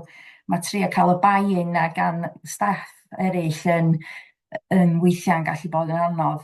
Dwi'n meddwl mae pobl yn clywed, da ni wedi gwneud 9.5 miliwn o social value. Pobl yn meddwl, o be pres di hwnna? Wel, na ci, dim dyna bedio. Dwi'n meddwl bod, da ni angen, mae'r constant battle na i drio cael pobl i weithio ni. A wedi pan mae staff yn gadael a falle fel mae o'n rhywbeth sydd yn ongoing. Parhau i gydweithio efo partneriaid, fyswn ni'n gallu gwneud yn waith ydw i heb bod yna cyn gymaint o partneriaethau eraill yn gweithio o fewn adra. A dyna, os welwch chi adroddiad flwyddyn yma, da ni wedi rhestru, mae logos partneriaethau ni gyd ar yr blaen am bod, heb heina fysa ni byth yn gallu gwneud yn gwaith. Felly, dwi'n meddwl bod heina yr un mor bwysig a bod ni'n cryfhau ag trio gweithio efo mwy. Cryfhau yn proses social value o fewn ein tîm caffael. Nathon ni weithio, neu nathon ni dalu cwmpas i wneud arno waith efo ni. Flwyddyn dwytha mae wedi dod i ben wan, lle nathon ni ofyn iddyn nhw edrych ar Gwerth Cymdeithasol o fewn caffael iddyn ni. Ac fanna nath cryfhau syniad tendra ni. Ac felly maen nhw wedi codi ambell bwynt o bethau fydden ni weithio ar, ac gobeithio yn y 2 flynedd nesaf yma wan fyddan ni'n gallu symud ymlaen efo hynna. A mae gennym ni ddipyn i wneud, felly, watch this space. A wedyn, jyst i orffan efo ymgysylltu efo cymunedau. Dwi'n gweithio ar rhywbeth ar hyn o bryd lle o'r area plans, lle dwi'n mynd i fewn i cymunedau a gweld be di'r angen. Does am un cymuned yr un peth. Felly, bod ni'n ymwybodol o be mae'r cymunedau yma angen yn fwy bwysig na erioed. Mae hynna'n helpu fi wedyn pa mae yna tenders yn mynd allan yna, wedyn pa mae contractwr yn gofyn be mae'r cymunedau yma yn gwybod, be mae'r cymunedau yma angen, dwi wedyn yn gwybod, a mae hynna hefyd yn cyd-fynd efo cydweithio efo partneriaid, dwi hefyd yn gallu rhoi nhw a ben ffordd. Dwi'n meddwl bod fi wedi parablu mlaen yn hynna fan. Ond, os yda unrhyw gwestiwn, please rhowch nhw yn y chat neu dwi'n hapus i rannu'n e-bost. Os di rwy'n eisiau cynnig cyfarfod rhywbryd eto, please gyrwch e-bost ymlaen iddo fi. Hapus i sgwrsio. Diolch yn fawr iawn i chdi, Llynos. Mae yna gwestiwn dod i mewn gen Rowena. Sut ydych chi'n gwneud siŵr bod gwerth cymdeithasol o un corff neu cwmni ddim yn cael ei gyfri mewn un arall? So sut mae stopio duplication, enghraifft, cyfri gwerth apprenticeships o subcontractors ym mhob cwmni sy'n defnyddio y subcontractors yna? So, wyt ti wedyn yn dilyn fyny hefo dy subcontractors ac yn gweithio efo nhw i tracio yr impact, sut wyt ti yn cadw ei gyd yn dy control, so to speak? So mae'n rhywbeth o'r rhan jyst ar ochr contracts ni, dwi'n casglu, felly bod chi'n gwybod labour return sheet ydyn, mae'r holl apprenticeships a bod dim yn cael ei hel ar hwnna. A wedyn, dwi jyst mae o'n gwaith manwl sy'n angen ei wneud, ond ie, mae'n anodd, da chi gorfod rhoi trust yn y contractwr yma bod nhw yn ddim yn twyllo ni, ond ie, ma' nhw gyd yn dallt. A wedyn, ie, da ni'n cael audits ar hynna hefyd, ie, dwi ddim yn Ie, cyfri ddim yr un ddwy waith, dwi'n meddwl, na grêt. dyna, ie. Diolch yn fawr iawn. Gobeithio Dwi'n bod gobeithio bod hwnna wedi ateb y cwestiwn, ond ie, os fedri di roid e-bost yn y chat hefyd, dwi'n siŵr sy'n gen bobl mwy o gwestiynau, achos obviously, da chi'n gwneud lot ar yr ochr mesur a reportio. They are doing very well on the measuring and reporting side of social value, which is obviously a complex thing, particularly with the work that you're doing, capturing those intangible social aspects, so the well-being of your tenants, solving antisocial behavior, but also the tangible stuff as well in terms of, retrofitting homes, employment, building new energy efficient homes and those sorts of things. So I will emphasize that the Efallen report is worth a read, as well as their recent social value reports over the last 2 years as well. They've really brought those sort of data visualization and infographics and presented them really well. I really enjoyed them. So, diolch yn fawr iawn, Llynas. Thank you very much. We will now move on to Sarah, our social value and procurement manager at Ambition North Wales, who will cover things, all things social value and procurement related. Before we do, there has come in a question from Nigel Morgan. When speaking about developing new builds, how do you ensure a contractor is committed to play spaces fully accessible play areas?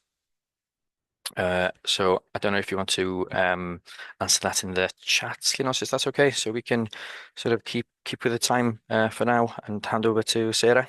Thank you very much. Great. Great, Sarah. Ready when you are to share your screen, if possible. Diolch. Pna'n da pawb. Neis gweld lot o gwynebau cyfarwydd a cwrdd ar ei newydd. Jyst cyn i fi mynd mewn, rai beth, dweud y gwir, jyst i ddeud diolch yn fawr i Dan am holl waith ac y tîm cefnogol tu nôl iddo fo, a diolch i pawb sydd wedi dod i siarad. Mae wedi bod lot o gwaith, a dwi'n gwybod dwi'n diolchgar iawn i pawb sydd wedi cyfrannu at roed hwn ymlaen heddiw. Yr ail beth hoffwn ni rhannu ydy, dwi'n gwybod bod lot o chi bod rhan o'r holiadur nath Dan roed at ei gilydd, a diolch i pawb sydd wedi roed yr ymdrech ac yr atebion i mewn.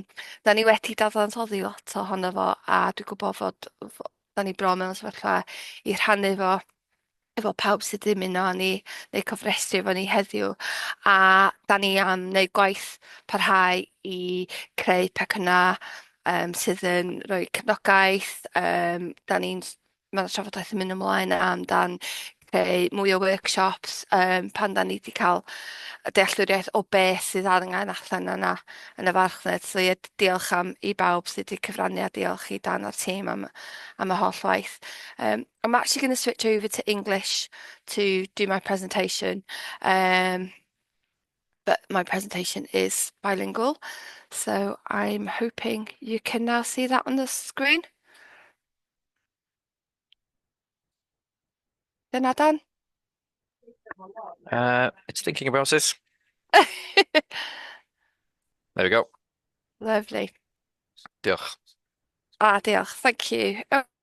Okay, so I'm Sarah Jones, and I'm the Procurement and Social Value Manager here at Ambition North Wales, working across all the projects and programmes that we currently have in place, and that includes our external partners. So some of our projects and programmes are led internally and some are externally, so work across a vast sector of different types of procurements, different types of industries, and with a number of different stakeholders. The teams that have previously spoken have covered what is sort of social value. And social value for us is a broad term used to describe social, environmental and economic impacts taken by communities, organisations, and that's defined by the social value Sorry, I can't actually see the whole screen. There we go. For commercial success e-learning. So in short, for Ambition North Wales, social value is the added value that is put onto the product or the service provision and the delivery that adds to the long-term difference to generating benefits to society and the economy whilst protecting the environment. So I think that kind of encompasses what all the other speakers have put forward as their definition of social value.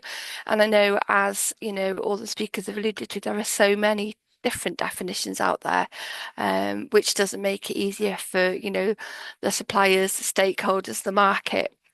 I did want to explain what the difference between benefits realisation against social value is.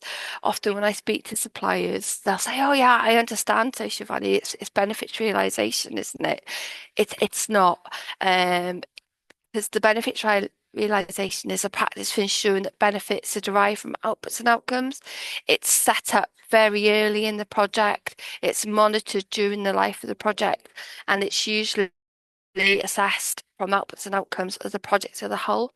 Whereas social value is the practice of delivering and capturing additional value through procurement practices and contract delivery. It's set out in the procurement, it's scored during the procurement. Sorry, just jumped there. And it's monitored during the life of the contract. It doesn't matter how many lots you've got, how many suppliers you've got on that contract. The social value is individual to each supplier, not sort of the project as a whole. So we just wanted to kind of offer that explanation and also apologise to anybody if I'm teaching you to suck eggs.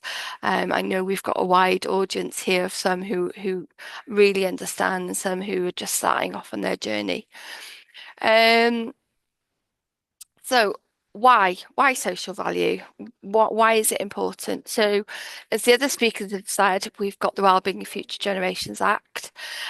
We've also got the National TOMS Wales. So the National TOMS stands for Theme, Outcomes and Measures of Wales. And I know Llynnos mentioned that. They've been specifically designed to reflect the priorities of the Wellbeing of Future Generation Act and to help organisations measure and maximise the social value they create. They're there to demonstrate and evidence social value in service delivery and impact this has made. They're there to support stakeholders to maximise social, environmental and economic benefits, and especially for us as the growth deal and North Wales as a whole. And they comply with all relevant laws governing public procurement, including those that relating to competition and sort of public subsidy and state aid. We've also got our own set of North Wales procurement principles, and there's a number of principles, but I've just chosen the added value one because that kind of meets the most for social value, although we've also got sustainability as well. There are a number that cross over, but why is it a priority for us to add the value? Because it's about innovation. We want to look at new ways of working, looking at addressing impacts, including unemployment, areas of deprivation, shared experiences, expertise to achieve common goals, build resilience, and we expect our sponsors and our partners to deliver this through cross-functional working, creating a strong supply chain, targeting opportunities, communication, building that whole circular economy. We know that's not always easy due to budget restrictions, resources, capability. So the social value adds to that to create that whole circle. And of course, within there is that value for money and hopefully an improved supply chain, which makes the market easier and more accessible for the suppliers in North Wales.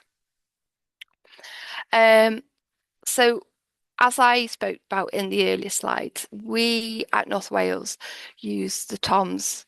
So it's a framework over 100 measures which provide a national standard for social value. It offers a consistent approach to measuring and reporting across businesses, sectors, and localities. It allows for continuous improvement through your maturity journey. It's robust and offers robust and transparent solutions for assessing and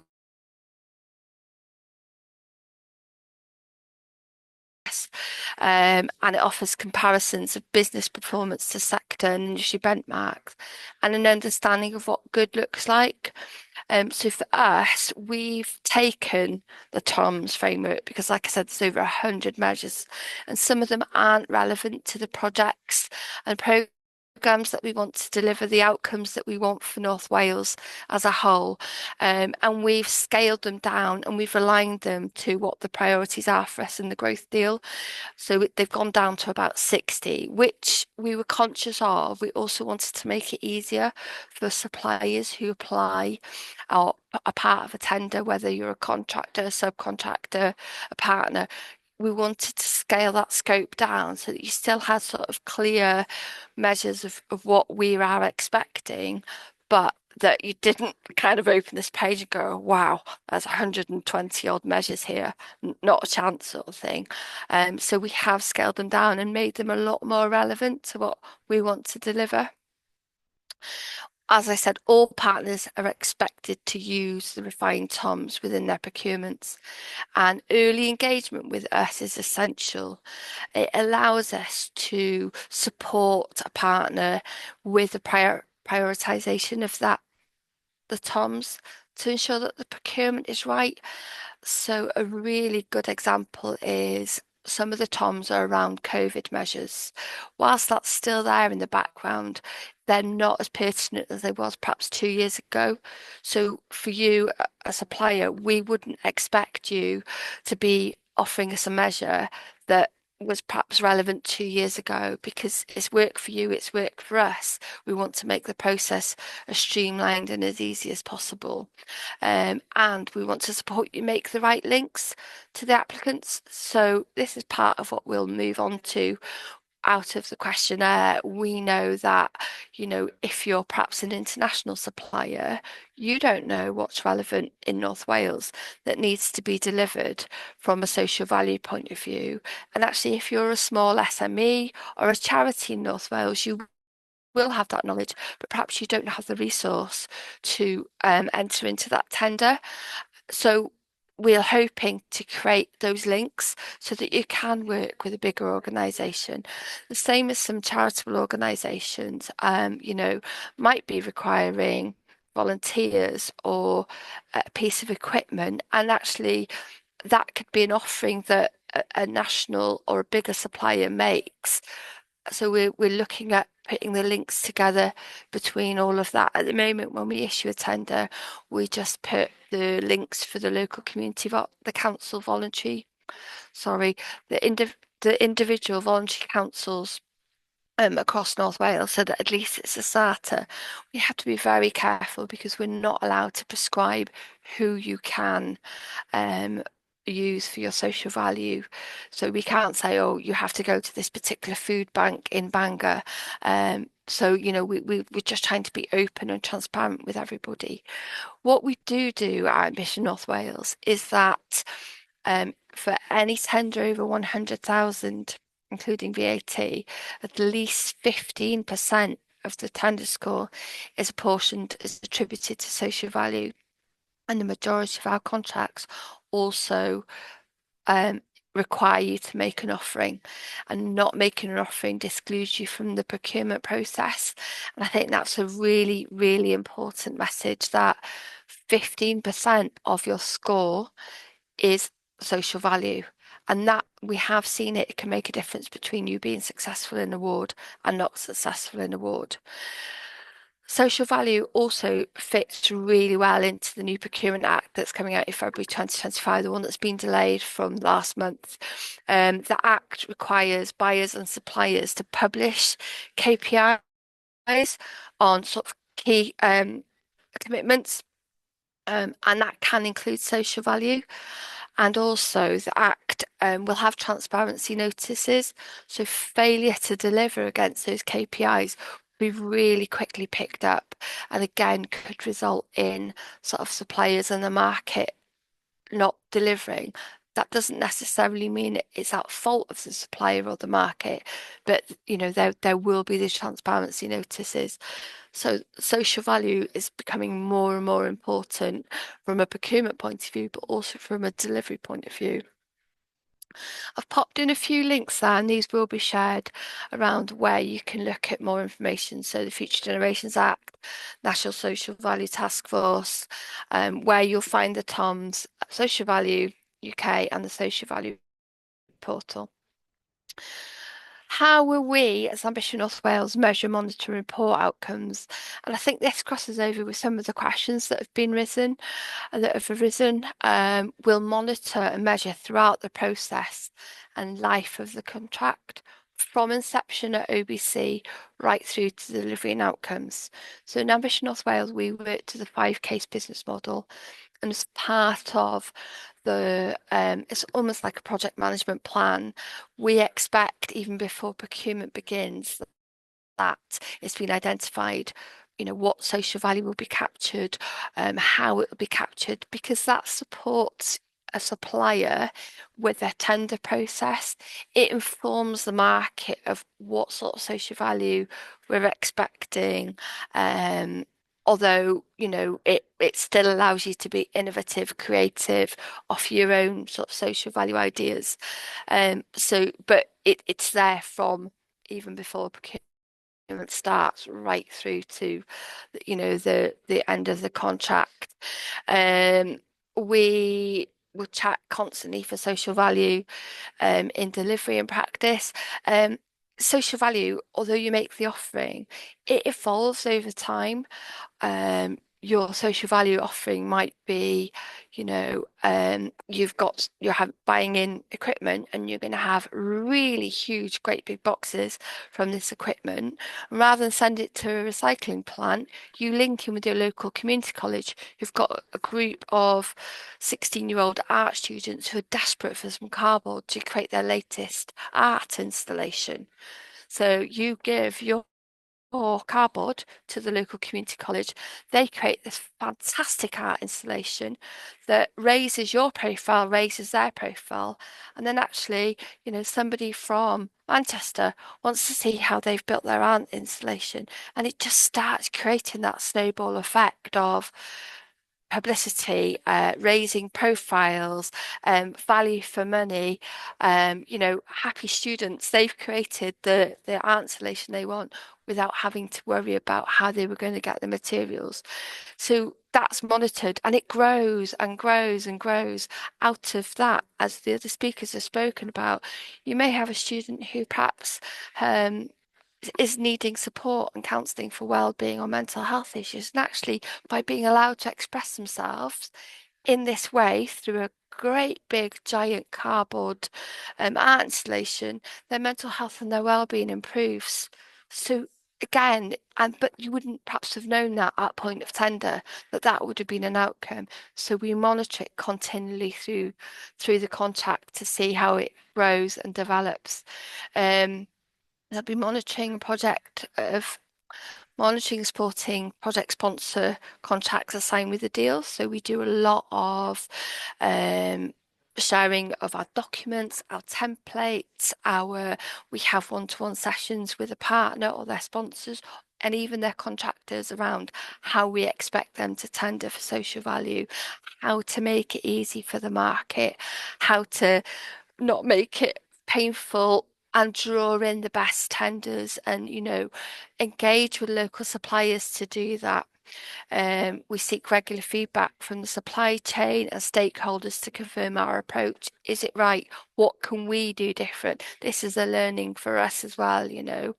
And monitor the contract arrangements to check that we stay up to date with policy and best practice. As we know, things change constantly, so there's constant monitoring.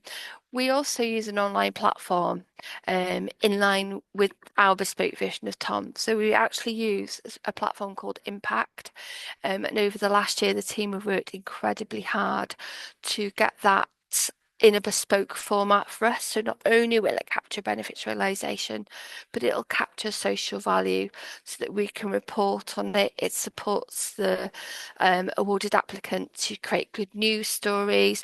That's still in development, but it will be a really useful tool. We're also going to use it to capture our own social value as Ambition North Wales. So here I've just given you some examples of social value. I know I've already kind of given you an example for people who haven't seen the TOMs before. You have your well-being goals, you have your themes, and you have your measures. So in this instance, under the social well-being goal, the theme would be a Wales of cohesive communities. And the measure for that would be equipment or resources donated to the third sector and civil society organisations, or the equivalent value in money. That is an actual TOMS measure. So the outcomes that we're trying to achieve as part of that is more opportunities for the third sector and civil organisations, voluntary communities, social enterprise, etc. And the results that we hope to gain for that is an X number of third sector organisations receiving new equipment, and then joint working with the third sector to create a specially equipped and suitable facility within the community hall. So from that, you can see the examples. So provider ABC work closely with the third sector provider, who are a small local organisation that supports those aged 16 or over in mental health and supporting wellbeing, which usually relies on charitable funding and grants. And they created a bespoke room within the community centre. But the supplier also donated several voluntary hours to support their activities and setup, which then had the knock-on effect that people's well-being improved, their mental health improved, so there wasn't the need for as much resource from, sort of, say, our health colleagues, our partners. You know, you had people who started engaging because they were engaging with this. They decided then that they wanted to learn a language, and there was a bespoke building where somebody could come in and perhaps teach a new language. So it's all that example. There's lots of examples on here, and I won't go through them all today. I want to give you some key messages. Do understand what is a contractual requirement and what isn't. This is a really, really key message. When you look at a tender, is it a contractual requirement? If it is, then you have to meet it. There isn't a choice, or automatically you're in default of contract. Don't leave it to chance on social value. So I know one of the questions was around double counting. If your contract says to you, please make sure you employ or you recruit 10 apprentices, and you recruit 11 apprentices, only 10 of those will go against the contract, and the remaining one will be social value. So you can't count all 11 as social value. It's because the core requirement of the contract is 10. So there are lots of nuances. So the first thing you need to do as a supplier or a partner is make sure that your requirements are clear in the contract. What do I have to meet? What can't I leave to chance in social value? Carbon biodiversity, if it's a build, recycling, removal of waste, isn't usually a social value. You can add the social value in. So removal of waste, don't use a local company to remove the waste. Where possible, recycle materials in a way that isn't just to a recycling plant or landfill. What else can that be material used for? But the core element needs to be in the contract and not left to chance and social value. Do attend meet the buyer supplier events. There are lots of them, and if you get an invite, I would recommend you go. Because you'll get the information you need, it's the opportunity to ask questions, but it's also really good for networking. And as you know, Linos offered, they do courses. Business Wales offer courses or signposting. Make use of it. If you are applying for a tender, ask questions through the portal. If you're on Sell to Wales and there's a question and answer facility, ask that question. If you don't ask, you don't know, and then you could leave yourself at risk of not providing the appropriate tender. Do put in an offering, particularly for us at Ambition North Wales. As I've said, not putting in an offering means your tender journey ends. So another fantastic example of one of the measures is a charitable donation. It's not for everybody, but actually to get over that hurdle of being compliant with the tender, you could just make a simple low-level charitable donation, which makes you compliant. It might not mean you win the tender, and we would expect probably more of an offering, but actually it's a good starter for 10. But seek that advice. Don't overpromise. So although the social value isn't a contractual requirement, it will be built into your contract. So if you're going to deliver social value, don't overpromise. Don't state that you'll go out and recruit 15 NEETs people, because there might not be 15 people who come under the NEET scheme unless you're really sure that you've done your research and you understand that. So don't overpromise, because as I've said, during the life of the contract, social value grows and develops and keeps offering, and grows and develops and keeps offering. Be innovative. So in my experience, I've been doing procurement a long time. You are the experts in your organisations. You know you can do social value, but be creative about how you do it. It's not about planting a tree, although planting trees are lovely. It's about developing that whole area where the tree is, working with another supplier. We've had this discussion this morning about, you're a fencing company and you've got 5 meters of fencing left over from a job, and you might have a wildlife organisation who's desperately looking for fencing, and it's about bringing that together. On paper that doesn't seem a lot, but actually that's a huge thing. You might have staff that go and fit the fencing, and while they're there, train somebody within that charitable organisation how to maintain that fencing. So be innovative, be creative, and the new Procurement Act allows for that more than the current Act. It allows that innovation, it allows that different approach and that thought. Do you create partnership working? Do you build networks, whether that's between yourselves, whether that's between bigger organisations, whether that's between partners, stakeholders? Start creating them, and Larry there, and they can support you with building those networks as well. And don't forget about the smiles. So this is a phrase that a colleague, Karen, who was on the call earlier, uses. It's a really difficult thing to measure. How do you measure smiles when it comes to social value? The difference you make, put smiles on people's faces. How do you measure that? But actually, that's a really, really important thing to measure. And if it means that you're in a tender, you're putting in a narrative or a story or a photo or, a press release, use it, because the smile often is what says it all. When you see things like sort of children in need appeals, they'll always end the children in need appeal with somebody smiling, somebody happy, somebody looking warm and radiant, because that's what leaves you with that warm feeling.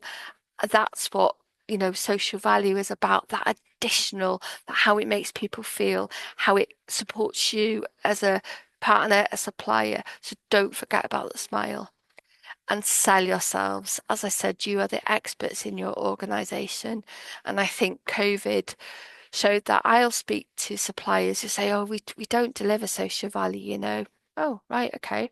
Tell me what you did during COVID. Yeah, we just did local bakery, and we delivered bread. So during COVID, you delivered bread. Well, no, we delivered bread. Then we started delivering toilet roll when we could get hold of it. Then we were as we were delivering bread, we were picking up people's letters and posting their letters off. We were collecting prescriptions. That is social value. That is the additional value, the difference that you make to people day in and day out. That is your additional value. So, capture everything like that, because that's going to make the difference between you being successful in a tender and possibly not. That's kind of a really quick whistle-stop tour about procurement. As I said, we're looking at developing a lot more information. We're going to have information on our website. We're going to have some packs. topics. We're going to try and make it bespoke as well, depending on what level you are within your journey. We're going to try and share some templates with you. That's all work in progress. But in the meantime, I'm happy for, people to reach out to me or the team if there's anything that we can help you with. So thank you for listening.